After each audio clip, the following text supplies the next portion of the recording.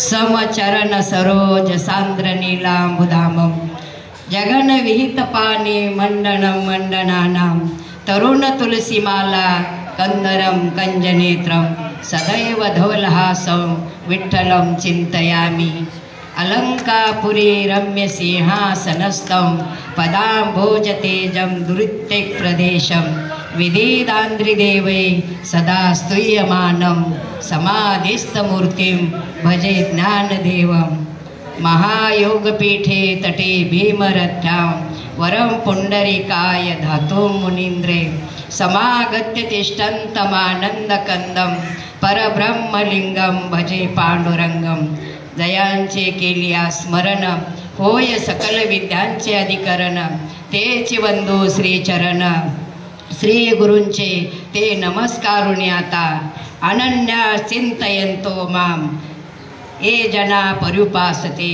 तेषां नित्याभियुक्तानां योगक्षेमं वहाम्यहं। प्रस्तुत प्राप्त प्रसंगी प्रवचन रूपी सेवेला घेतलेला श्लोक श्रीमद भगवद्गीतेतील 9व्या अध्यायातला 22वा श्लोक आहे। सेवेला प्रारंभ करण्यापूर्वी परिहार देणं हे एक वक्त्याचं आद्य कर्तव्य असतं। तेव्हा आपल्या या बाळूमामा मायाक्का मंदिरामध्ये कित्येक दिवसापासून आपल्या श्री संत कृपा प्रसादिक भजनी मंडळ यांनी असा आगळा वेगळा उपक्रम चालू केलेला आहे। ज्ञानदानाचं काम करत आहेत। रोज सुंदर असा हरिपाठ असतो, भजन असतं आणि अशा शुभ प्रसंगी ज्ञानदानाचं काम करतात। जसं का गुढीपाडवा आहे, अक्षय तृतीया आहे, विजयादशमी आहे, या वेळेला आवर्जून प्रवचनाची सेवा असती।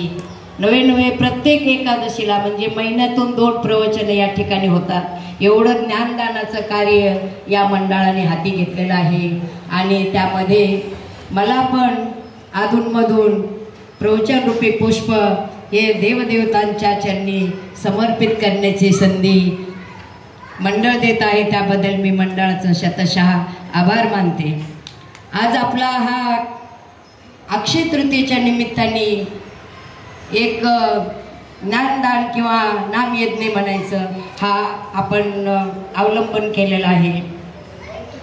आधी आपण अक्षय तृतीया काय आहे हे समजून घेण्याचा प्रयत्न करू। अ म्हणजे नाही आणि क्षय म्हणजे नाश, ज्याचा नाश होत नाही अशी अक्षय तृतीया आहे। या अक्षय तृतीयेला अनन्यसाधारण महत्त्व आहे। जसं का हिंदू धर्मामध्ये आपल्या अनेक शुभ मुहूर्त असतात, पण त्यामध्ये 3.5 मुहूर्त असे आहेत। त्यामध्ये गुढीपाडवा एक आहे, विजयादशमी, अक्षय तृतीया आणि बलिप्रतिपदा म्हणजे दीपावलीचा पाडवा हे अर्धमुहूर्त आहे। हे 3.5 मुहूर्त म्हणजे प्रत्येक क्षण ना क्षण हा शुभ असतो। म्हणून या 3.5 मुहूर्तामध्ये कधी आपल्याला वेगळा असं मुहूर्त पाळण्याची गरज पडत नाही, अशी अक्षय तृतीया आहे। या अक्षय तृतीयाच्या मुहूर्तावर पूर्वी भगीरथाने स्वर्गातून गंगा पृथ्वीवर आणली। युधिष्ठिरांनी भगवान श्रीकृष्णाने युधिष्ठिराला अक्षय थाली दिली। वेदव्यासांनी याच अक्षय तृतीयेच्या दिवशी महाभारत लिहायला सुरुवात केली। याच अक्षय तृतीयेच्या दिवशी भगवान श्रीकृष्णाला भेटण्याकरता त्यांचा बालमित्र सुदामा आलेला आणि एक मुठभर पोहे खाऊन भगवान श्रीकृष्णाने या सुदामाला अक्षय धनवान बनवलं। अशा अनेक उदाहरणं आपल्याला अक्षय तृतीयेच्या मुहूर्तावर पूर्वी घडलेले ऐकायला मिळतात, वाचायला मिळतात, पाहायला मिळतात। अक्षय तृतीयेवर आता संसारिक पाहायला गेलं तर प्रत्येक व्यक्तीचा एक हेतू असतो का चला आपल्याला वस्तू घ्यायची, मग आपण अक्षय तृतीयेच्या मुहूर्तावरच घेऊया। आणि त्या अक्षय तृतीयेच्या मुहूर्तावर कुणी घर घेतं, कुणी गाडी घेतं, कुणी शेती घेतं, जे काही करायचं ते आवर्जून त्या तिथीलाच करू असं एक धारणा बनलेली असते। अशा या अक्षय तृतीयेला विशेष असं साधारण महत्त्व आहे। या दिवशी आपण जप जापे होम हवन नामस्मरण पाठ पठंतर जेवढं काही करू त्याचं आपल्याला अनेक पटीने फळ प्राप्त होतं आणि त्याचा कधीही नाश होत नाही. हा एक आता अक्षय तृतीयेचा आध्यात्मिक दृष्ट्या आपण थोडक्यात अर्थ पाहिला. माझ्या मते तर ना अक्षय तृतीयेला सगळ्यात महत्त्व असेल तर पितरांना तर्पण देणं. सगळ्यात महत्त्वाची गोष्ट पितराला तर्पण देणं हे आहे. आपण काय म्हणतो म्हणजे आज विज्ञान तर काही मानायच तयार नाही.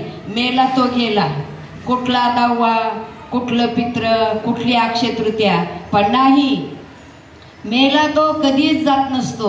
मरतो कोण? आत्म्याला मृत्यू नाहीये. मृत्यू फक्त ह्या जड देहाला आहे आणि तो देह टाकून आत्मा नवीन देहामध्ये प्रवेश करतो. जसं की गीतेच्या 2ऱ्या अध्यायामध्ये श्लोक आहे, वासांशी जीर्णानि यथा विहाय नवानि गृह्णाति नरोपराणि तथा शरीरानि विहाय जीर्णानि नन्याति संयाति नवानि देही. जैसे जीर्ण वस्त्र सांडीजे मग नूतन वेडीजे तैसे देहांतराते स्वीकारीजे चैतन्यनाथे. म्हणजे आत्मा काय करतो, जसा आपला कपडा फाटला का आपण कपडा टाकून देतो आणि नवीन कपडा परिधान करतो, तसं आत्मा ह्या शरीर जीर्ण झालं का मग ते त्या शरीराला टाकून देतं आणि नवीन शरीरामध्ये प्रवेश करतो.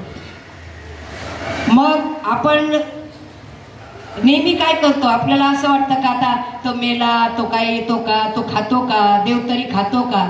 ठीक आहे, देव बी खात नाही आणि आत्मा खात नाही, पण तुमचं एक कर्तव्य असतं की नसतं काही करण्याचं. पहिल्याच अध्यायामध्ये माऊलीची ओवी, तेच पितर काय करती कैसेनी स्वर्गा वसती मनोनी येती कुळापाशी. हे आत्मे आहेत ना, हे आत्मे स्वर्गात आपल्या कुळाची अपेक्षा करतात का आता ही तिथी येईल, मग त्या तिथीला आपले मुलं आपल्याला तर्पण करतील. अक्षय तृतीयेच्या निमित्ताने थोडक्यात आपण त्या दिवशी ज्याचे आई वडील दोघंही या जगाचा निरोप घेतलेला असं, त्यांनी एक हिंदू धर्मामध्ये एक प्रथा म्हणा किंवा त्याला एक शास्त्रीय कारण आहे. म्हणजे त्या मुलांनी केळी कळस आणायचे, त्याची यथासांग पूजा करायची, पै पाहुण्याला बोलायचं, गोडधड जेवण करायचं आणि मग ते त्या आपल्या पित्राच्या नावाने पण तर्पण करायचं. ते पित्राला भेटतंच का भेटत नसेल. आता आपल्या आजच्या जीवनातलं उदाहरण पहा, आपण गुगल पे करतो का नाही, मग गुगल पे कसं काय पोहोचतं त्याला, तसं हे सुद्धा आपण पित्राच्या नावाने तर्पण केलेलं हे पित्राला भेटतं. नसता काय होतं, जर तुमचे पित्र जर तृप्त तुम्ही केले नाहीत, ते पित्र म्हणजे ह्या तिथीला त्यांना त्या तिथी ठरलेल्या असतात, त्या तिथीला जर आपण तर्पण केलं नाही, ते आपल्या दारात येऊन बसलेले असतात त्या तिथीला. आणि जर दिवसभर तुमच्या मुलांनी तुमच्या वडिलाच्या नावाने पूर्वजाच्या नावाने जर तर्पण केलं नाही किंवा जेवण दिलं नाही तर ते अतृप्त होऊन जातात आणि परिणाम काय होतो, तर तो पितृदोष मुलांच्या मागे लागतो, कुळाच्या मागे लागतो. पतंती पितरो एषा वृत्तपिंडो दकक्रिया दोषैरेते कुलग्नानाम वर्ण संकरकारके. अर्जुनाचा एवढा अट्टास होता का युद्ध नकोय, सगळे मरतील, मग आपल्या पूर्वजांना पिंडदान कोण करेल, मग संकर होईल, मग कुळाचा नाश होईल. तसं पित्राला तर्पण देणं हा सगळ्यात महत्त्वाचा मुद्दा असेल तो अक्षय तृतीयेचा आहे. आणि प्रत्येकाने विचार केला पाहिजे का ही गोष्ट कधीच टाळली नाही पाहिजे. आपले पित्र तृप्त आहेत तर आपला संसार सुखी आहे. मग आता हा झाला अक्षय तृतीयेचा थोडक्यात माहिती. आता आपण श्लोकाकडे येऊ. अनन्या चिंतयन्तो माम ये जना परिपासते तेषां नित्याभियुक्तानां योगक्षेमं वहाम्यहम्. भगवंताला या श्लोकातून काय सांगायचंय, भगवंत बोलतात, अर्जुना, जो माझी अनन्य भावाने भक्ती करतो, जो मला तनाने मनाने शरण येतो, ज्याला सतत तो नवविधा भक्तीमध्ये रममान झालेला असतो, अशा या माझ्या भक्ताचं मी योगक्षेम वाहतो. त्याचं सर्व काही मी निवारण करतो, त्याच्या प्रत्येक कार्यामध्ये मी धावून जातो, प्रत्येक संकटाचं मी निरसन करतो. त्यावेळेला जसं की भगवंत आपल्या भक्तावर संसाराचाही भार राहू देत नाही, त्याला कधी संकटात पाडत नाही आणि आलेलं संकट तो निवारण करतो. 12व्या अध्यायामध्ये ओवी आलेली माऊलीची, एरवी तरी माझ्या भक्ता आणि संसाराची चिंता, का समर्थाची कांता कोरांना मागे. ज्याप्रमाणे राजाची राणी असते, त्या राजाच्या राणीला कधीतरी कोणाकडे चतकुर भाकरी मागून आणून खाण्याची वेळ येईल का? जसं ते शक्य नाही, तसं भगवंताच्या भक्ताला कधीही कुठल्याही गोष्टीची कमतरता भासू शकत नाही आणि भगवंत त्याला कधी उणीव पडू देत नाही. ज्या वेळेला भगवंत आणि भक्त एक होतात ना, त्यावेळेला काय होतं? हृदय हृदय एक झाले, ए हृदयचे ते हृदय घातले, द्वैत मोडता न केले आपणासारखे अर्जुना. हृदय हृदय जर एक झालं, देवाचं आणि भक्ताचं नातं जर एवढं जवळचं झालं, मग आपल्याला जीवनामध्ये काय पाहिजे? अजून काहीच नकोय आपल्याला. मी तू पण जाऊ दे दुरीन, एकच घोंगडी पांघरो हरी. ज्या वेळेला तू आणि मी जातो ना भक्तातला आणि देवातला, त्यावेळेला आपणच देव होतो. पण अशा या देवाची ओळख करण्याकरता काय करावं लागेल? देव कुठे? जैसा हृदयामध्ये मी रामू, असता सर्व सुखाचा आरामू, का भ्रांतासी काम विषयावरी. देव आपल्या हृदयातच आहे, पण आपण त्या देवाला शोधण्यामध्ये खूप धडपडतो. जसं की हरणीच्या नाभीमध्ये कस्तुरी असते, त्याला लक्षातच येत नाही. त्याला वाटतं हा सुगंध कुठून तरी दूरवरच दरवळतो आहे आणि ते त्या सुगंधाच्या दिशेने पळतं पळतं पळतं, खूप पळतं. शेवट दमून ते हरिण एक जागी बसतं. तशी आपली अवस्था आहे. देव इथं असेल, देव तिथं असेल, ह्या देवाला नमस्कार, त्या देवाला नमस्कार, त्या मंदिरात जा, या मंदिरात जा, पण हृदयात देव आहे हे आपण म्हणजे विसरलेलो आहोत. आणि त्या देवाची ओळख करण्याकरता आपल्याला प्रामुख्याने संतांना शरण जावं लागेल. देव आपल्याला जरी भेटला ना, तरी देव ओळखण्याकरता सुद्धा आपल्याला संतांची गरज आहे. नामदेव महाराजांच्या 24 तास देव सानिध्यात होते. त्याच्या असे बरेच काही दृष्टांत. बऱ्याच वेळा भगवंतांनी नामदेव महाराजांना सांगितलं का, नामदेवा तुला अनुग्रहाची गरज आहे, मी तुझ्याजवळ रात्रंदिवस आहे, पण हे कसं आहे? जसं स्वप्नामध्ये धन भेटावा त्याप्रमाणे मी तुझ्याजवळ आहे. तू ज्या वेळेला अनुग्रह घेशील त्यावेळेला खऱ्या अर्थाने तुझा आणि माझी ओळख पटेल. पण नामदेव महाराज कबूलच करत नव्हते. नाही देवा मी तुम्हाला ओळखीन, नाही देवा मी तुम्हाला ओळखतो.